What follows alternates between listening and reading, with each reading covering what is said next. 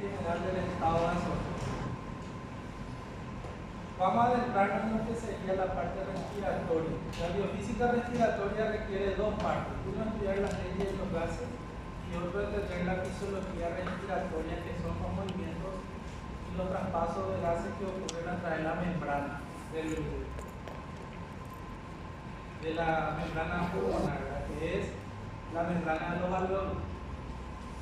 La ley de los gases, que es la primera etapa, tenemos que saber muy bien esta ley que está aquí, que se llama la ley de los fluidos compresibles. Ahí nosotros tenemos que saber que los gases son fluidos. El líquido también es un fluido.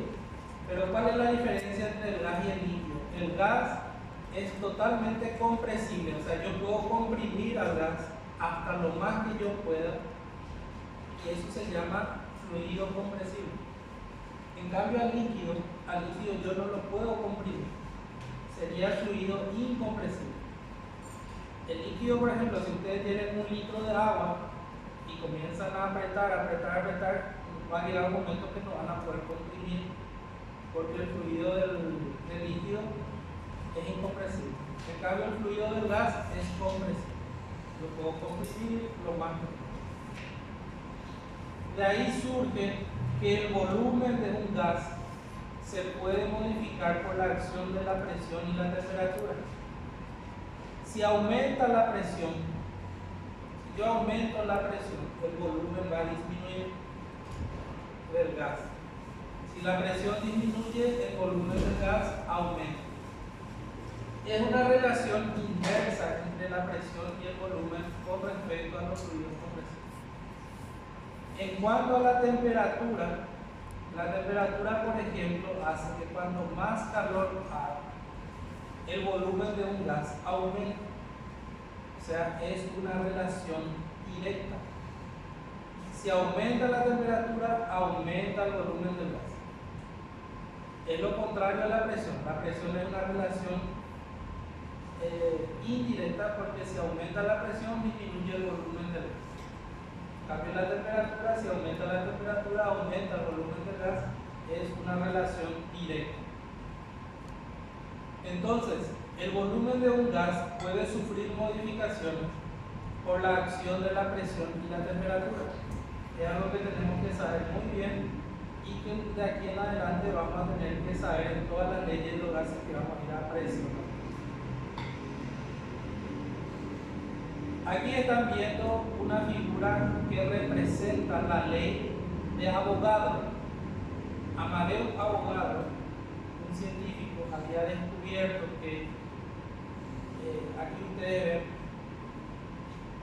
que volúmenes iguales de diferentes tipos de gases contienen el mismo número de moléculas. Si yo tengo un gas de hidrógeno, un gas de carbono y un gas de dióxido de carbono o de oxígeno, y cada uno de estos gases tienen un volumen de 1 litro, por más que sean diferentes gases y tengan el mismo volumen, van a tener también el mismo número de moléculas. Eso significa que Amadeo Avogadro descubrió un número fijo de moléculas de acuerdo a un determinado volumen. Volúmenes iguales de diferentes gases contienen el mismo número de moléculas. Estas dos leyes, la ley de Amadeo Avogadro y la ley general del estado gaseoso, si ustedes manejan, ya tienen ganado todas las leyes de los gases. Teniendo en cuenta un poco las características de los gases, vamos a notar que los gases carecen de forma y volumen propios, no tienen una forma propia. Tampoco tienen un volumen propio, porque por la acción de pequeña presión, pequeña temperatura, pueden modificar fácilmente su volumen. Tienen también una atracción intermolecular muy baja. Eso significa que si aquí hay una molécula, acá hay otra, casi no se atraen, tienen tendencia a alejarse, a expandirse en vez de atraerse. Por eso la atracción intermolecular es menor y la repulsión es mayor. sea, tiene más capacidad de repulsión que de atracción. Y eso genera gran distancia entre sus moléculas. Tienen poca densidad, los gases tienen muy poca densidad con respecto a los demás elementos, son muy livianos y tienen poca viscosidad. ¿Por qué? Porque como no tienen atracción intermolecular, no tienen rozamiento, entonces casi no tienen viscosidad. Como son fluidos, estas características de los gases las hacen muy importantes, y lo que más importante tienen que recordar acá es la gran cantidad de repulsión que puedan tener. Tienen mucha fuerza de repulsión. Miren, por ejemplo, la densidad de los gases. Dijimos que los gases tienen una densidad muy baja. Entonces, ¿qué es la densidad? Es el peso con respecto del gas en relación a su volumen. O sea, el peso molecular con respecto a su volumen.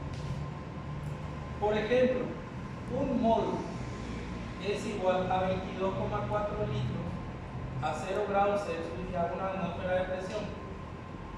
Si yo tengo el peso molecular de un determinado gas, en este caso el hidrógeno tiene un peso molecular según la tabla periódica de 2,016. Ese es su peso molecular. Un mol de hidrógeno pesa 2,016. Si yo hago 2,016 dividido su volumen de un litro, de un mol, perdón, de 22,4 litros, ahí tenemos su densidad que va a ser 0,09. Esa va a ser la densidad del hidrógeno. Como ven, la densidad tiene relación directa del peso sobre el volumen. Vamos a hacer un ejemplo. Vamos a hacer el del oxígeno, ¿verdad? ¿Cuánto es el peso molecular del oxígeno? ¿Lo recuerdan? ¿Cuánto es?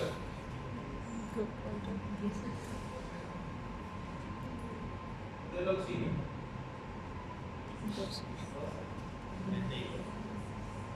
El oxígeno, su peso molecular es 16. O2 es 32. El oxígeno gas. 32 dividido 22,4, ¿cuánto le da? ¿Cuánto le da su peso molecular? 32 dividido 22,4.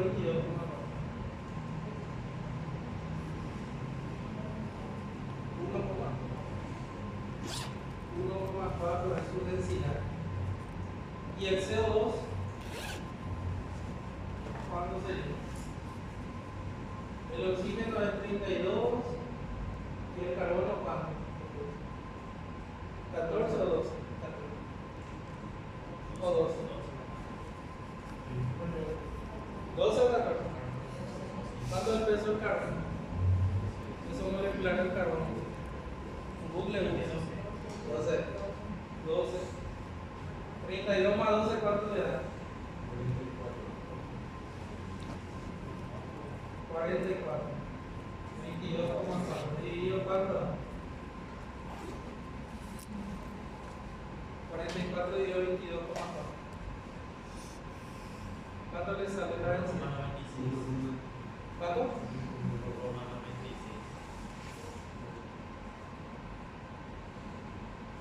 Esta es la densidad del CO2, la densidad del oxígeno. Si es de un solo oxígeno sería 22,4. ¿Cuánto sería el oxígeno del ion oxígeno? ¿Cuánto sería?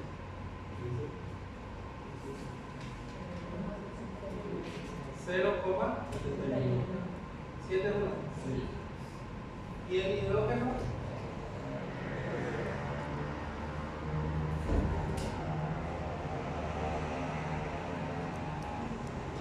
0,09, ¿verdad?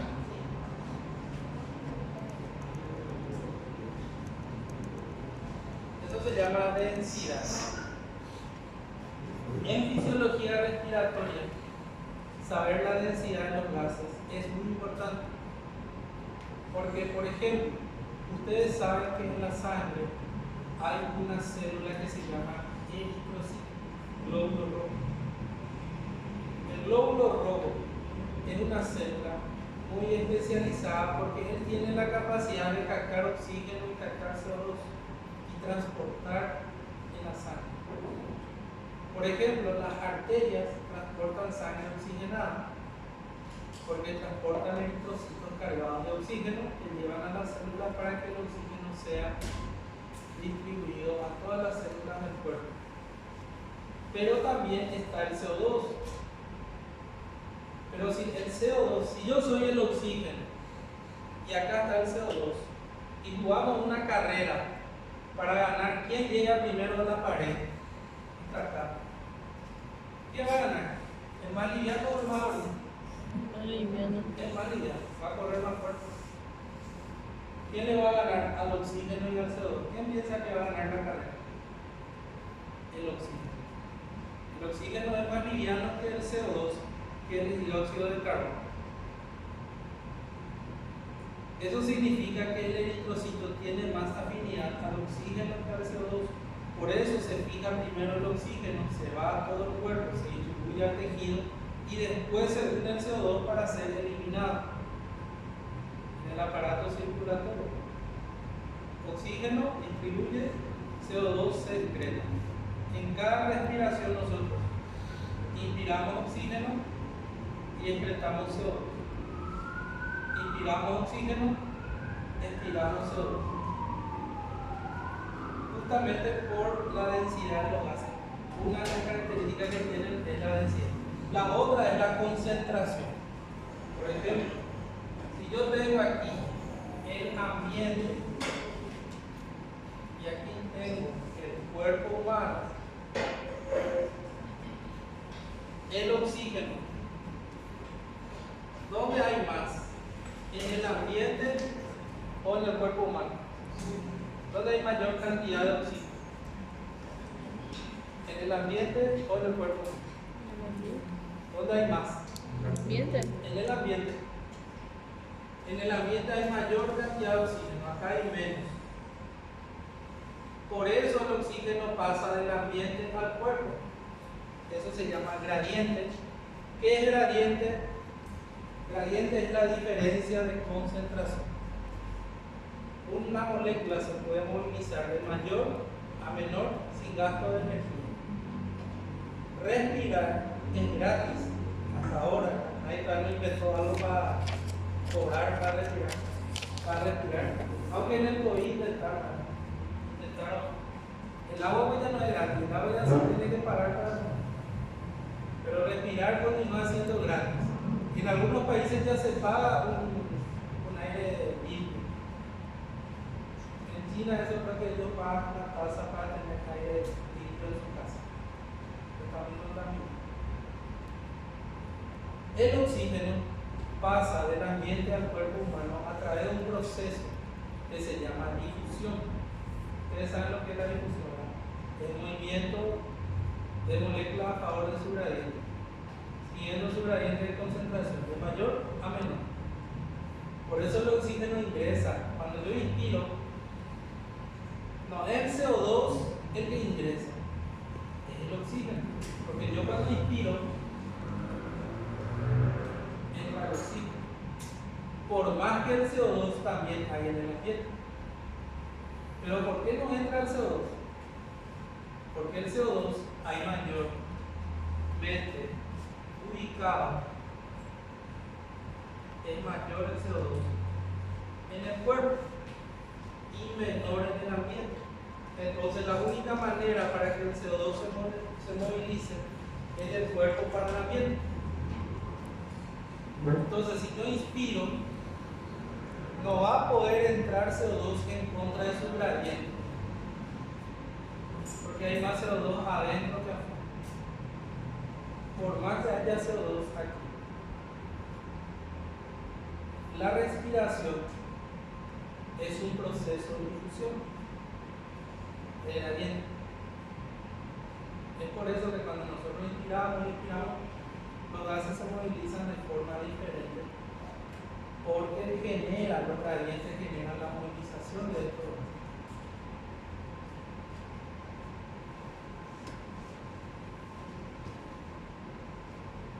Bueno, la densidad también es un caso muy importante.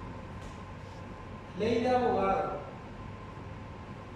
¿Se acuerdan cuando hablamos de que Amadeo Abogado, en el año del siglo XIX, alrededor del 1811 también, había escrito esta ley que dice lo siguiente: volúmenes iguales de diferentes gases a la misma presión y a la misma temperatura contienen el mismo número de moléculas. Hoy en día se sabe que este número de moléculas es 6,02 por 10 en la 23 moléculas. O sea, yo puedo decir que un mol de un gas tiene 22,4 litros y tiene 6,02 por 10 en la 23 moléculas. Si yo digo un mol de hidrógeno, un mol de oxígeno, siempre va a tener esa misma cantidad de moléculas con respecto a su ley de concentración. ¿Alguna pregunta hasta acá? ¿No? ¿Entendieron lo que es un gradiente? Después vamos a seguir con esto. Luego aparecen otras leyes de los gases. Estos tienen una historia controvertida, porque estos científicos, si bien eran 5 personas, comenzaron a crear 3 leyes. La primera ley fueron en conjunto, la segunda fue en conjunto y este casi se unió, y la tercera fue la ley de este que también casi se unió con esto. Una pelea. Pero le voy a explicar la historia. La primera ley que nace es la ley de Boyle y Mariotte. La ley de Boyle y Mariotte tiene en cuenta la primera diapositiva que yo le mostré. Le mostré el volumen, le mostré la presión y le mostré la temperatura. ¿Verdad? Yo le mostré esa primera diapositiva. Estos científicos se hicieron de los vivos, muy vivos, porque en esa época había el premio Nobel. Se le otorgaba el premio Nobel a alguien que descubría algo, a alguien que publicaba algo o a alguien que hacía registrar algo nuevo. Entonces Boyle y Mariotte, sabiendo ya que se sabía toda esta fórmula, ellos registran la primera ley de los gases, que se llama ley de Boyle-Mariotte. Boyle-Mariotte. ¿Qué dice así? A temperatura constante, esto ellos mantenían constante. ¿Cuál es la relación del volumen y la presión? Ya sabemos, es una relación inversa. Si aumenta la presión, disminuye el volumen. Si disminuye la presión, aumenta el volumen. Es una relación inversa. Solamente eso fue lo que hicieron y ganaron millonadas de plata. Copiando la fórmula anterior, pero ellos registraron la ley de Boyle y Mariotte. A temperatura constante, el volumen de un gas es inversamente proporcional a la presión que soporta. Y claro, los gases son compresibles. Yo tengo 1 litro de gas y lo comienzo a presionar, su volumen va a disminuir. Y eso es la ley de Boyle y Mariotte. Eso no es millonada. Hoy en día la ley de Boyle y Mariotte se cumple también en nuestra respiración, cuando nosotros respiramos. Por ejemplo, miren, aumenta el diámetro de mi tórax, ¿verdad? Baja mi presión, la presión dentro del tórax, que es una presión negativa, cuando yo inspiro, disminuye aún más. Disminuye la presión dentro del tórax cuando yo inspiro. Por eso el gas ingresa y por eso el volumen del pulmón aumenta. Ley de Boyle y Mariotte. Cuando yo expiro, la temperatura de mi cuerpo es una temperatura constante. Ustedes saben que la temperatura corporal siempre se mantiene constante, por eso es que la temperatura de nuestro cuerpo, que es 37 grados Celsius, es la temperatura constante, según la ley de Boyle y Mariotte. Entonces, la ley de Boyle y Mario se cumple en el aparato respiratorio, se cumple. Cada vez que nosotros inspiramos, aumenta la caja torácica, aumenta el volumen, la presión dentro del tórax disminuye, pero cuando expiramos, la presión dentro del tórax aumenta y el volumen disminuye. Ley de Boyle y Mario. ¿Entienden? Esta fue la primera ley de los gases. Luego, como eran 5 personas y todos eran ambiciosos, aparece después de la ley de Boyle y Mario. Aquí vemos a temperatura constante. Esta es la ley de Boyle y Mario. Algo que tienen que notar en la ley de Boyle y Mario es que el que se mantiene constante es la temperatura. Anótelo. Ley de Boyle y Mario, la constancia es la temperatura. Acá está la gráfica de la ley de Boyle y Mario, que si yo aumento la presión, el volumen disminuye. Si la presión disminuye, el volumen aumenta. Ley de Boyle y Mario. Como están viendo ahí en la imagen. Miren, la presión que tiene 4 atm, el volumen es menor. El que tiene 1 atm, el volumen es menor. Ahí se ve en la imagen. Luego aparece la ley de Guy-Lussac. No que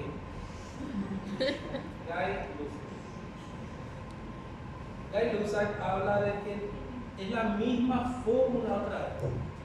Ellos se pusieron de acuerdo con eso.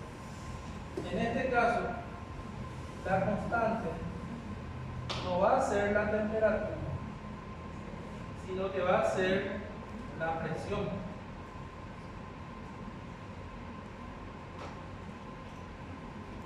Lo único que hicieron aquí es mantener constante la presión. Y tuvieron en cuenta la relación de la temperatura, mantenían constante la presión. Entonces, la temperatura y el volumen tenían una relación. Si aumentaba la temperatura, aumentaba el volumen. O si disminuía la temperatura, disminuía el volumen. Había una relación directa aquí. A presión constante, el volumen que ocupa un gas es directamente proporcional a la temperatura que soporta. Miren aquí la gráfica. Misma presión, pero el volumen estaba relacionado con la temperatura. Y donde había un aumento de temperatura, había un aumento del volumen. Es lo que ocurre con la garrafa del gas. ¿Conocen la garrafa del gas? Ustedes van y colocan esa garrafa en un horno de fuego ahí, no va a explotar, porque la presión es igual. Pero a medida que la temperatura aumenta, el volumen de ese gas cada vez va a ser mayor y va a llegar un momento, después de 20 a 30 minutos, que va a explotar. El volumen va a reventar. Pero le va a dar un tiempo de 10 a 20 minutos para escaparse de ahí. O de repente sacar el gas, la otra garrafa del gas del fuego. No explota enseguida. Está sellado. En este caso, la constancia es la presión y la relación directa entre el volumen y la temperatura. Mismas cosas que hicieron Boyle y Mario, el mismo, solo que cambiaron la constancia. Ganaron también el premio Nobel, millonada de plata, unos años después que Boyle y Mario. Muy mal para ganar, porque todos hubieran ganado una sola vez si explicaran todo esto de una sola vez, pero explicaron por qué. Explicaron cómo hacer sándwich de milanesa utilizando 3 pasos, en vez de comprar una sola vez.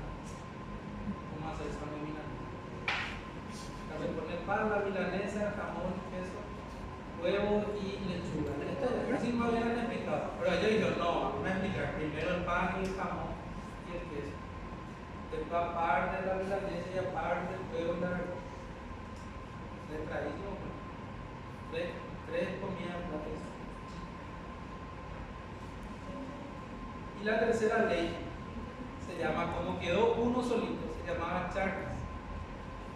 Charles, enojadísimo ya porque los otros eran millonarios, hizo también su fondo. Le dijeron, bueno, vos tenés la persona, solito para vos. Y él dejó en constante, el volumen. ¿Qué pasa si mantengo constante al volumen? En este caso, si mantengo constante al volumen, ¿qué va a pasar con la presión y la temperatura? ¿Qué va a pasar? Va a haber una relación directa.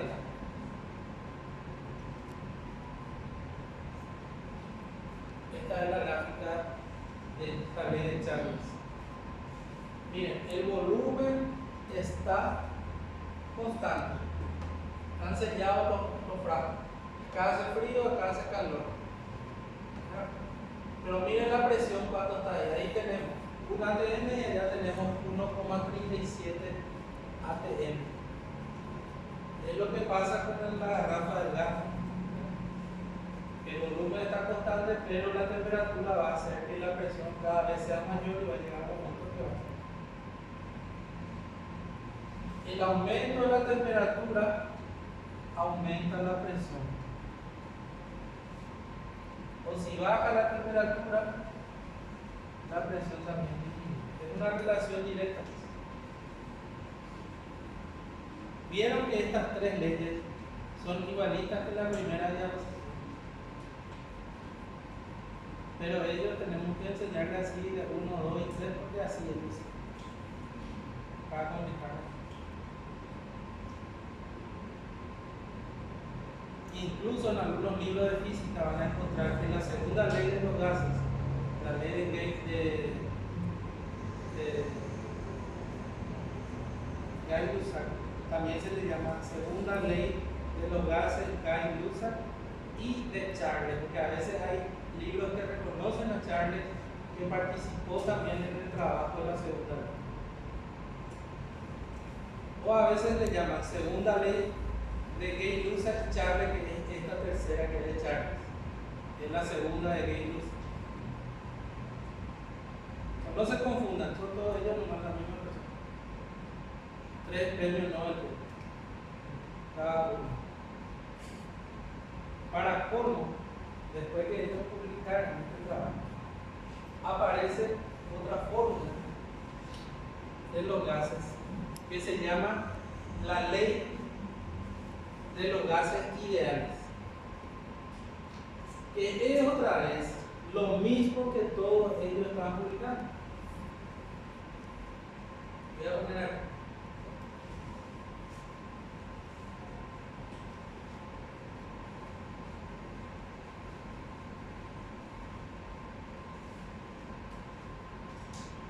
Es otra vez lo mismo de todo.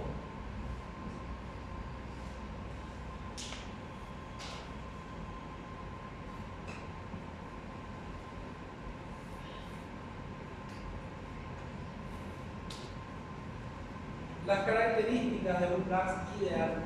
Ustedes saben lo que es un gas ideal y lo que es un gas real. ¿Se acuerdan cuando hablamos de líquidos ideales y líquidos reales? En los líquidos reales había rozamiento, había resistencia, había dificultad para la circulación, había roce y eso generaba un retraso en la circulación. Había viscosidad. En cambio, en los gases ideales no hay resistencia. Y se supone que un gas ideal, a medida que uno va presionando, va a llegar al infinito hasta que sus partículas sean lo más pequeñas posible. Pero esa teoría no existe. En los gases no existe el gas ideal, por más que acá ellos publicaron eso. Porque si yo tengo 1 litro de un gas y yo lo comienzo a comprimir, va a llegar un momento en que por más que yo comprima, ya no voy a poder disminuir el volumen.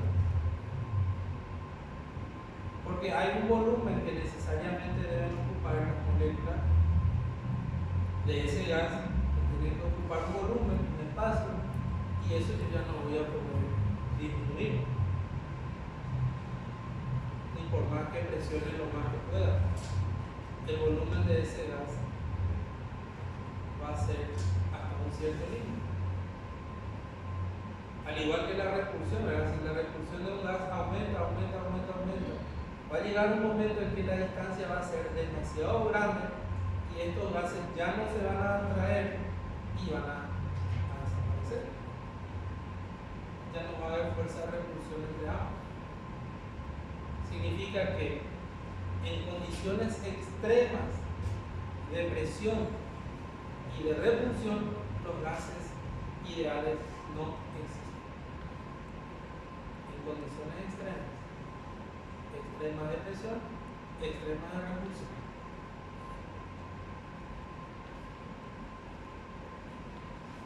Pero bueno, de igual manera vamos a estudiar lo ideal porque lo ideal se cumple en la mayoría de los procesos fisiológicos. Por ejemplo, las características de un gas están dadas por lo siguiente: por el número de moles, por la presión, que siempre es una temperatura estable de 0 grados Celsius, y el volumen. Presión, número de moles y volumen. Si tenemos ambos factores, ahí tenemos volumen inicial, como ven ahí, volumen inicial por presión inicial sobre temperatura inicial, es igual volumen final por presión final sobre temperatura final. Este redondito significa inicial, 0. Yo puedo saber que si yo comparo estas dos fórmulas, volumen final y volumen inicial, o sea, todos los factores iniciales con volumen final, puedo tener una constante que se llama la constante universal de los gases. Por ejemplo, ¿cuánto es el volumen inicial de un gas? Ahí tienen. Un mol de un gas, ¿cuánto es? Su primer volumen. 22,4 litros. Presión inicial de un gas siempre va a ser un atm a nivel del mar, ¿verdad? La primera presión va a ser un atm, una presión atmosférica, y la temperatura inicial es 0 grados Celsius. Pero el 0 grados Celsius que ven acá se pasa a una temperatura que se llama grados Kelvin. 0 grados Celsius equivale a 273 grados Kelvin. El grado Kelvin es un grado de la temperatura donde 0 grados Celsius equivale a 273 y 100 grados Celsius equivale a 373 Kelvin. Es la misma graduación de una unidad, solo que empieza en 273 y termina en 373. Y el otro en 0 y en 100. Comparando ambos tipos de medidas de la temperatura. Esto tiene 100 partes, esto tiene 100 partes. Esto empieza en 0, esto empieza en 273. Por ejemplo, si yo les digo a ustedes 10 grados Celsius, ¿a cuántos grados Kelvin equivaldría? 273 más 10 sería 283. No tiene que complicarse. Y en los trabajos científicos, en todos los trabajos científicos que ustedes van a ver en física, química, no se usa el grado Celsius. Porque el grado Celsius es un grado relativo, no es un grado científico. El único grado científico y absoluto es el Kelvin. Porque el Kelvin es la mínima temperatura que se puede alcanzar Imagínense, si yo quiero decir que este sillón tiene 0 Kelvin, ¿qué yo tengo que hacer? Tengo que lograr la completa inmovilidad molecular.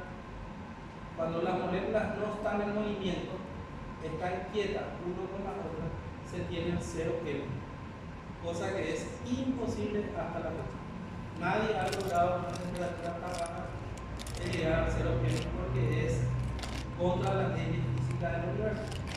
Porque la ley física del universo dice todo el universo tiene movimiento, todo tiene vibración. Si hay vibración hay temperatura, si hay temperatura hay calor y energía. Todo es energía. Yo no puedo apagar la energía. O a Dios. Yo no le puedo matar a Dios. Dios es la energía.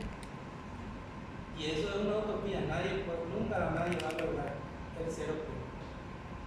Pero como es una teoría absoluta, del 0 absoluto se usa como nomenclatura científica en Kelvin y no el Celsius. Porque el Celsius fue base al agua, a que el agua hierve va a ser 100 grados Celsius, y cuando el agua entra en estado sólido, que es el congelamiento del agua, 0 grados Celsius. Sus parámetros fueron el agua nomás, no fue la completa inmovilidad molecular. Es una relación relativa al agua. El otro es con respecto a la temperatura ideal, 0, ideal, absoluto. ¿Qué? El Fahrenheit sí que es más relativo todavía porque fue hecho también en base al punto de congelación y ebullición del agua, pero utilizaron parámetros diferentes a los 100 grados de división. Usaba 180 divisiones. Por ejemplo, el Fahrenheit acá tiene, en vez de tener 100 divisiones como tienen estos, él tiene acá 180 divisiones. Se complicaron más todavía los yankees. Ellos pues siempre lo tienen que ser más pro, más máximo, más todo. Entonces, tanto que querían hacer algo, hicieron algo más complicado y el Fahrenheit solamente ellos entienden. Nosotros entendemos también si hacemos la analogía, pero es como que dividieron el punto de congelación y ebullición del agua en 180 divisiones, ¿no? Pensando ellos que iban a tener temperatura más alta y más baja que el 0 absoluto. En realidad el que es menos y es más siempre va a ser el que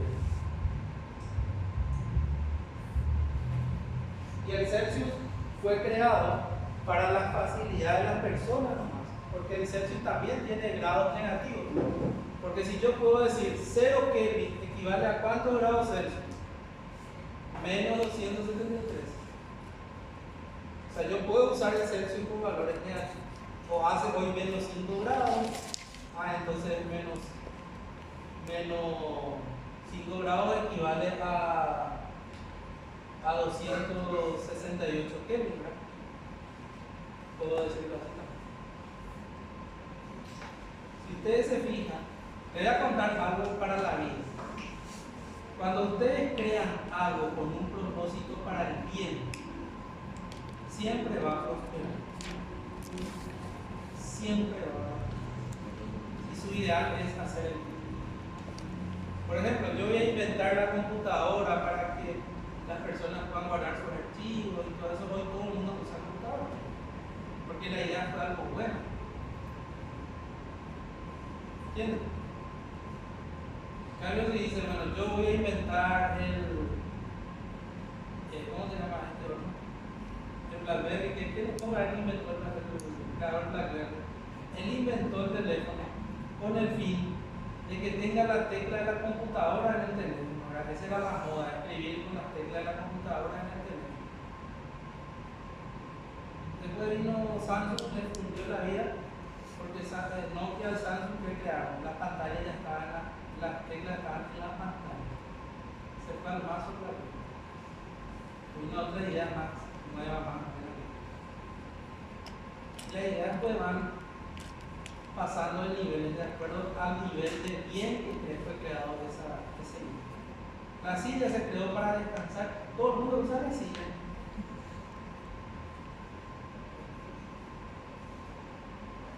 Y así sucesivamente. Todas las cosas que fueron creadas para el bien perduran. Lo que fueron creadas para el mal va ¿Cuáles son las dos que más se usan? Celsius y Kelvin. Porque los dos fueron creados para la practicidad y para el bien de la humanidad. Fahrenheit fue creado por ambición, para que ellos tengan números mayores. Pues si yo te digo 20 Fahrenheit, ¿cuánto Celsius va a equivaler? 20 Fahrenheit. Tiene que hacer la conversión. Poquísima.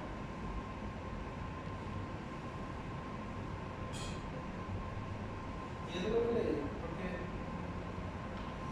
la idea pues, es el propósito de la creación de la ley. A ver, en esto que crearon la ley los gases. Ellos todos tenían, era el mismo propósito. Si se hubieran unido, hubieran hecho una sola vez, pero como ellos eran amigos, hicieron tres partes. La idea es buena, pero ambiciosa. Y todo el mundo se recuerda de ellos como unos estafadores que le estafaron al propio modelo. Porque ganaron ya la cosa. Y hay una escala máquina que fue creada también con fines ambiciosos para tener una normal. Ni se conoce. Y el Fahrenheit en dos lugares no se usa. En Japón y en Estados Unidos. Ella no se usa más en ninguna parte. Pero ellos usan por caradura, ¿no? Porque no quieren dejar de usar. Porque saben la mentira de pata que hicieron. Más fácil para ellos usar Celsius. Pues no van a usar porque ellos son anglosajones. Tiene que ser más propio. Todo más. Te vas a Estados Unidos a ver una camioneta, el mismo Hilux que hay acá es más grande, pero es americano. O la Toyota americana es más grande, la carrocería es más grande, todo más grande. La hamburguesa ya es más grande, todo más grande. Porque es más propio, ellos tienen que ser más. La misión más.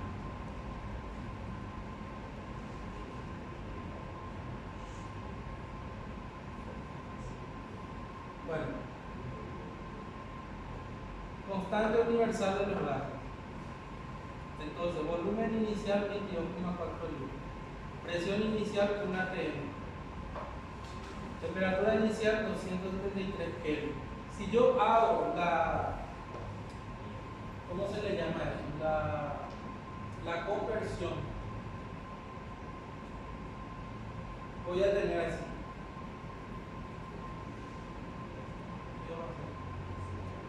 Acá.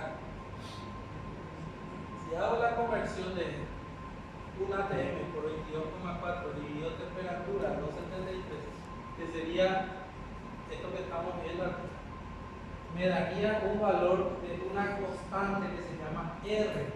R es la constante universal del estado gaseoso, que equivale a 0,082 litros atm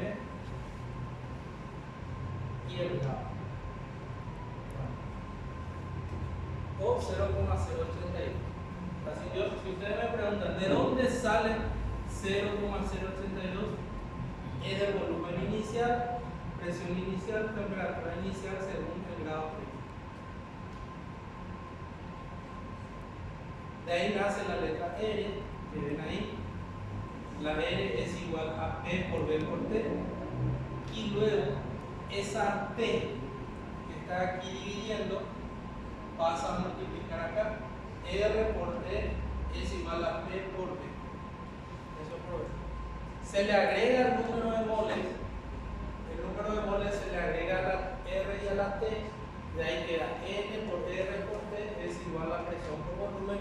Y ahí tenemos la ley de los gases ideales o la ley del estado gaseoso.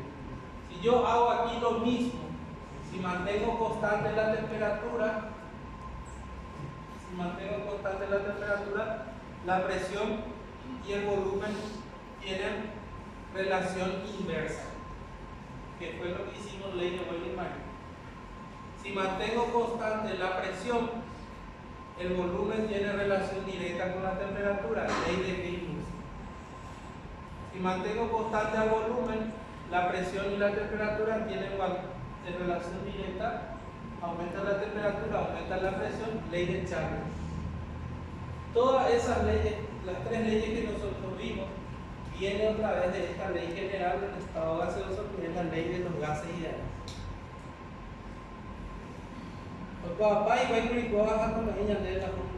Nos dieron primero de comer 3 veces y después nos dieron la fórmula. Nos dieron la vuelta todo para llegar al mismo lugar.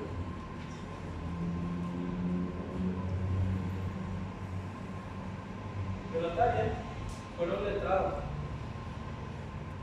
Ahí está la R, la constante. Ahí está la fórmula. Ahí hay un ejercicio, dice, haya el número de moles que posee una masa gaseosa que a 27 grados Celsius y 2 atm ocupa un volumen de 12 litros. Ahí nosotros tenemos la fórmula, haya el número de moles, P por V sobre R por T, presión final era 2 atm, volumen final es 12 litros, la R sería la constante universal de los gases y la temperatura 27 grados Celsius. Pero ¿qué ustedes tienen que hacer? Tienen que pasar 27 grados Celsius a Kelvin. Sería 273 más 27 le da 300 Kelvin. Y ahí hacen el número de moles y le sale 0,98 moles.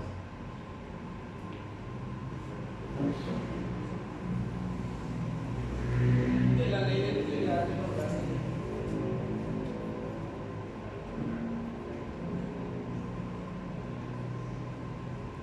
Existe también otra ley que se llama la ley de Graham. Graham, por ejemplo, había descubierto que los gases más livianos son los que difunden más fácilmente. Eso es lo que recién yo les dije, ¿verdad? Entre la carrera del oxígeno y el CO2, ¿quién es más liviano? El oxígeno. ¿Quién va a ganar la carrera? El oxígeno.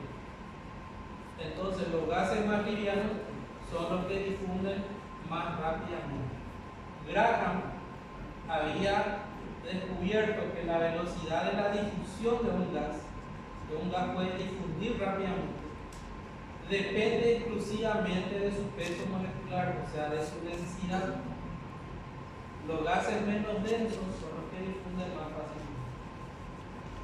Entre todos los gases, el gas más liviano es el hidrógeno. Por eso el hidrógeno es el gas que más fácilmente difunde.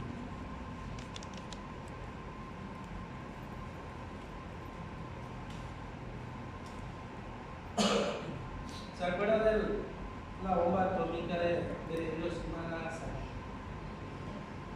¿Se acuerdan? O dicen más así para que ustedes están atentos en la clase y que están distraídos y que si hacen así, el profesor piensa que ustedes están así. ¿No?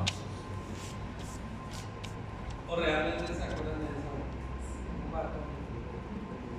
La bomba atómica de Hiroshima y Nagasaki era una bomba de hidrógeno radioactivo, tenía radiación, tenía gas radioactivo que era hidrógeno. Cuando cayó la bomba, esa bomba se expandió tan rápidamente por todo Hiroshima que destruyó la ciudad casi en minutos. No le dio tiempo a nadie para la bomba atómica. Y hasta hoy día sigue expandiéndose. Toda esa zona sigue teniendo radiación. Por muchos años va a seguir teniendo radiación.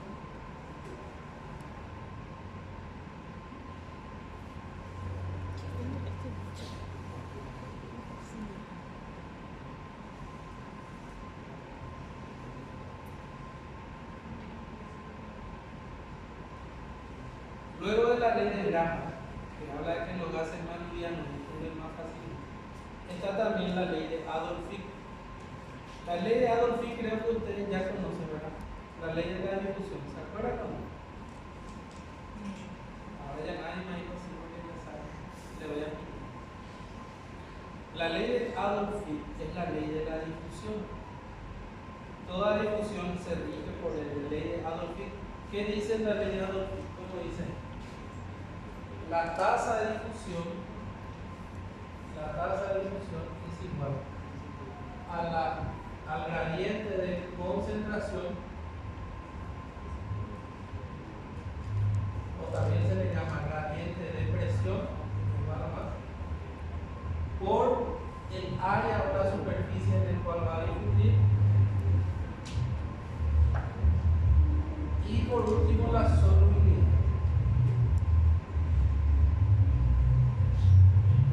La solubilidad.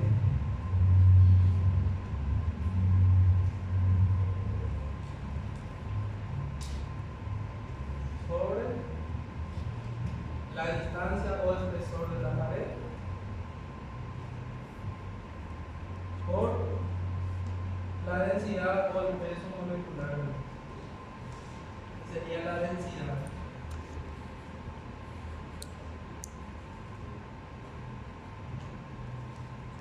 Esta ley de Adolphe ya fue adaptada al aparato respiratorio, porque la ley de Adolphe fue hecha por gradiente de concentración es igual a área que va a difundir, constante de solubilidad sobre el espesor de la pared por la densidad del ion, o peso molecular del ion. Entonces, ¿eso qué significa? Que el espesor de la pared por el cual van a tener que difundir los gases. Si yo soy un gas, tengo que pasar esta pared. Si esta pared es más gruesa, voy a tener una menor tasa de difusión. Porque si aumenta el espesor de la pared, la tasa de difusión disminuye. Si esto aumenta, este resultado disminuye. Una relación inversa.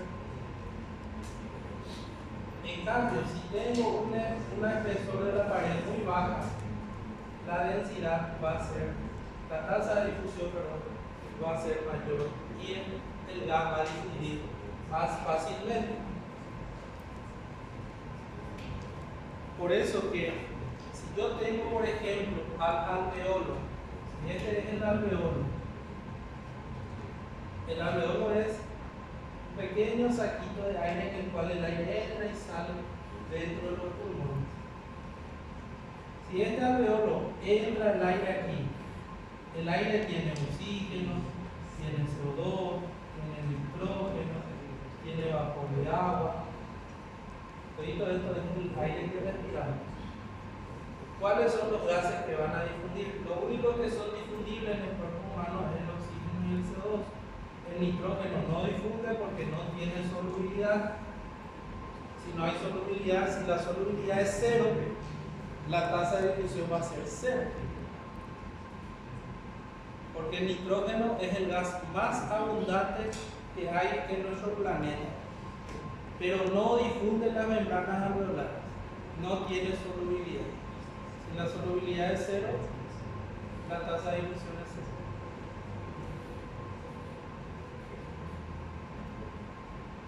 Y el vapor de agua tampoco difunde porque las membranas son lipídicas y el agua no se mezcla con la grasa, entonces no puede atravesar, no tiene solubilidad.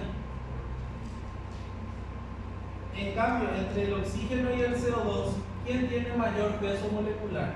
El CO2. Quiere decir que el oxígeno es más liviano y si es más liviano va a tener mayor tasa de difusión. El oxígeno va a difundir más fácilmente con respecto al CO2. La ley de Adolphe. La ley de la difusión se le llama. Si yo tengo un alveolo con la pared inflamada, así, inflamada, engrosada, la pared está engrosada, esto está engrosado, el peso molecular es igual, la tasa de difusión va a aumentar o va a disminuir si esto es más engrosado. ¿Va a aumentar o va a disminuir la tasa de difusión? Va a disminuir. Porque si este está más engrosado, le va a costar más al oxígeno y al CO2 pasar por aquí. ¿Entiendes? Porque el espesor de la pared está aumentado. Por eso que un paciente que tiene neumonía no puede respirar y se puede morir. Porque ¿qué es la neumonía? Es la inflamación del alveolo. La pared del alveolo está inflamada. Igual que cuando se le inflama la garganta por una amigdalitis, parece que se le va a cerrar la garganta, ¿verdad? Porque está todo inflamado. Igual que cuando se le inflama la rodilla está así de hinchado porque está inflamada. Así también se hincha la pared del alveolo. Y vos, aunque le ponga oxígeno al paciente, no va a poder respirar. Porque el problema no es la falta de oxígeno. El problema es que el oxígeno vos le das al paciente, pero no puede pasar la membrana. Entonces el paciente, si vos no le haces un antiinflamatorio, si vos no le haces un antibiótico, se va a morir. La neumonía mata. Muchos mueren por neumonía. No por el COVID. Apareció en Maya de Paz. Disculparon. Siempre hay virus que siempre tuvieron, que siempre van a estar. Y la neumonía es la fibrosis de la neumonía.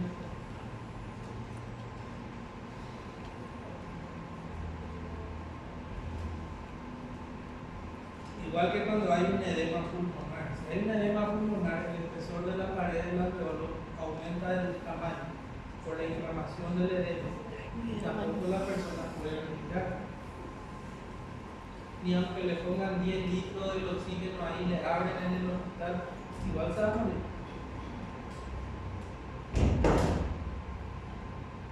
Por eso que un paciente con neumonía o con edema pulmonar es paciente grave, que requiere administrar rápidamente antiinflamatorios, antibióticos y esperar que el cuerpo responda. Si no responde va a morir, y si te da tiempo a desinflamar y a mejorar, el paciente va a sobrevivir. No hay que llevar a última hora a un paciente con neumonía. Si es una criatura menos, todavía la criatura más rápidamente se descompone. La criatura hoy está corriendo, mañana está en la terapia. Descompensado con la criatura. No sé si alguna vez le pasó. Con un sobrinito, le dijo no sé de tengan todavía, tiene cara más o menos seguro. Pero sobrinito de una ya tiene, o no. Tienen cara de no sé. O ya no, porque ya tenemos. No. No querés ya. ¿O no te preocupes?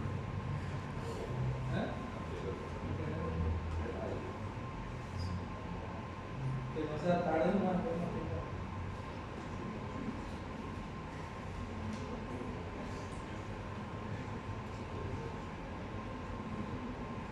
Bueno, y la última ley, vamos a buscar la última ley.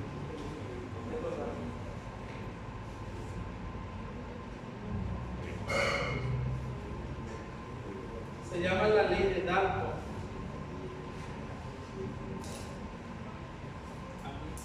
Esta es la ley de Dalton.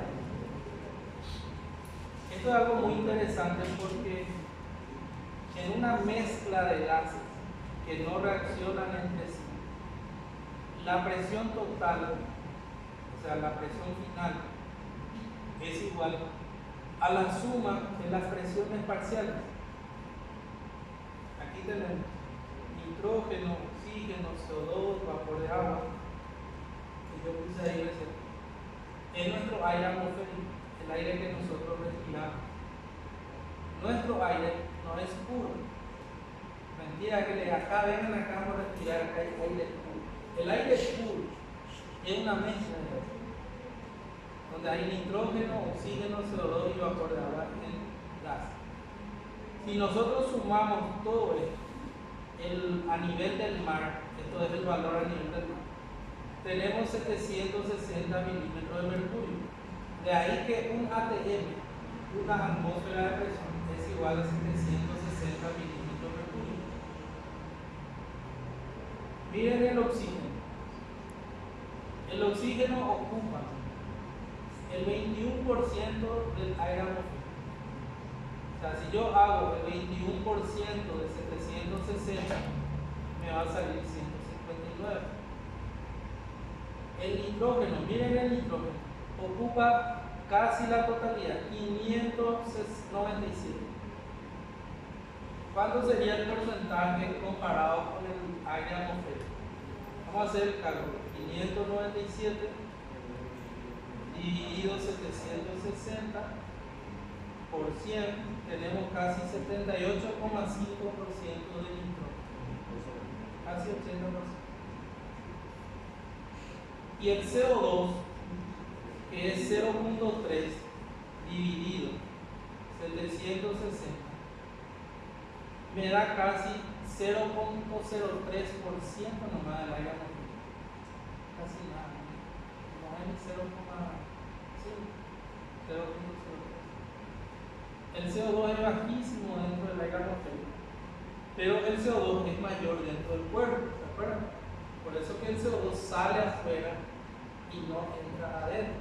Y por eso que el oxígeno entra adentro y no va hacia afuera, porque el oxígeno, su gradiente es mayor en el ambiente que el resto del cuerpo. En el cuerpo tenemos creo que 40 milímetros de mercurio de oxígeno. Hay un gradiente ahí.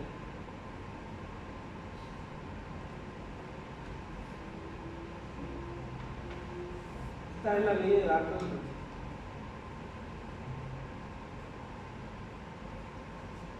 Ley de Henry.